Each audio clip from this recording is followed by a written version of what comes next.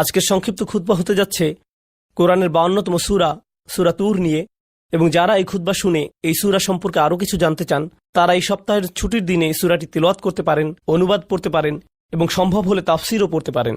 আল্লাহ অনেক সূরার মধ্যে এই বিচার দিবস সম্পর্কে বর্ণনা করেছেন এবং এটি সেই সব সূরাগুলোর মধ্যে একটি, বিচার দিবসের বর্ণনা করার মাধ্যমে। এবং অবশ্যই আমরা জানি বিচার দিবসে কি হতে পারে।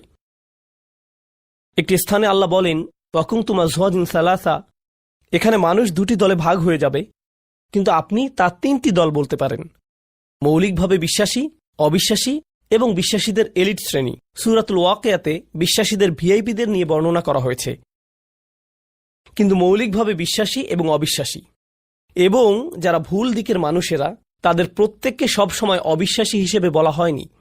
প্রত্যেকবার আল্লাহ তাদের একটি নতুন বর্ণনা দিয়েছেন যাতে আমরা সেখান থেকে নতুন কিছু শিখতে পারি এবং আমাদের কি এড়িয়ে চলা উচিত তা আমরা জানতে পারি।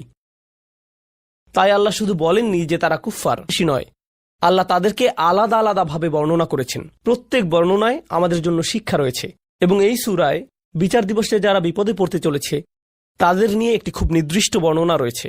আল্লাহ আমাদের কাউকে তাদের অন্তর্ভুক্ত না করুন।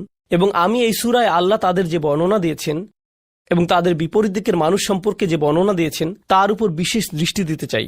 আল্লাহ বিচার দিবসের শুরুর দিকের বর্ণনা করছেন এভাবে, ইয়াওমা তামুরুস সামাউ মাওরা ওয়া তাসিরুল জিবালু সাইরা, আকাশ পরিবর্তন হচ্ছে, পাহাড় নড়তে শুরু করেছে, পৃথিবী আর দেখতে যেমন ছিল তেমন থাকছে না, মানুষেরা কবর থেকে বের হয়ে আসছে। এবং এখন আল্লাহ বলেন, ফাওয়াইলু ইয়াওমা ইযিল লিল মুকাযযিবিন, যারা সত্যকে মিথ্যা বলতো তাদের জন্য সেই দিন কত বিধ্বংসী আর কত ভয়ঙ্কর হবে যারা সত্যকে মিথ্যা বলতো।